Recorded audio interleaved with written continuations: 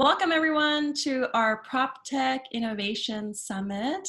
Our questions with SMARANDA IGNAT from PropTech Romania. Hello SMARANDA, great to have you with us. Hello Anna, it's great to be here. Could you please tell us a little bit about yourself and PropTech Romania? Sure. PropTech Romania is a non-for-profit organization that was created officially 1 year ago. And our purpose was then and still is the facilitation and the connection between all the players in the industry. We noticed that real estate actors, traditional real estate actors like developers and property managers and financial institutions are not very connected with the tech field on one hand, and on the other hand, the startups or the tech companies that were developing real estate solutions were a bit also disconnected to the real problems and challenges of the real estate world. This is probably one of the reasons why the real estate in Romania, as is the situation in the whole Europe, was a bit not as innovative or digitalized as the rest of the industries. And if anybody heard about fintech or health tech, which is another up-and-coming vertical, PropTech was a bit of an unknown when we started PropTech Romania last spring. What we did was try immediately to create awareness by organizing the sort of event that will connect the actors that we wanted to connect. And our first event was a real estate hackathon that was, I believe, one of the first in Eastern Central Europe. We planned it to be Romanian only, but we ended up with solutions from Italy, Bulgaria, and Greece. The Bulgarian solution even won the third prize, so go figure.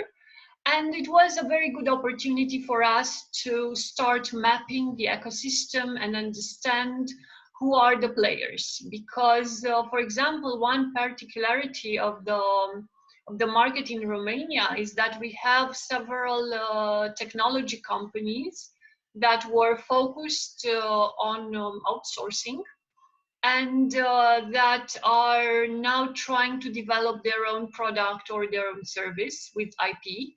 And they have the manpower and the organizational structure in place to develop and maintain a relation with a big real estate company. Whereas for a startup that has two co-founders, it may be a bit more difficult at the beginning to contact and then handle all that is necessary to do with these big real estate players. So we, in the real estate hackathon that I told you about, connected also investors, business angels, or VCs from Romania that were starting to gather an interest in the PropTech field with the startups that were looking for investment. And from our perspective, it was a success because A, it raised awareness on the field and on the potential, and also left people present with more questions like, wow, this is something cool, we could work on this, we could build up on this, let's meet again and run a pilot or test some assumptions. After that, our work, which is, I must say, pretty much in line with all the PropTech associations in Europe, which we are partnering with.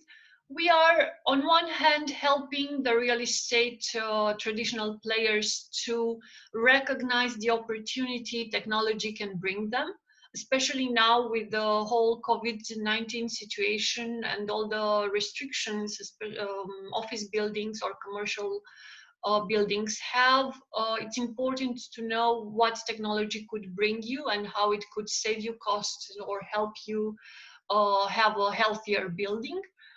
On the other hand, we are helping the startups in our member startups to build up their product, to develop their market. We connect them with this industry, but also with the investors that are potentially looking for similar solutions, and try to act in this ecosystem as a reference point for all these players.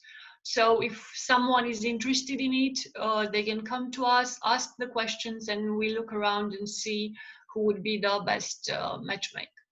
We also, because Romania is a small country, we are looking to connect very well with the international ecosystem, to have very good relationship with the rest of PropTech association, the rest of the PropTech or industry events like yourself, and bring international opportunities to our members, because we are aware that no successful PropTech solution would stay only in Romania. It's too small of a market, and the whole Europe could be a better bet for that.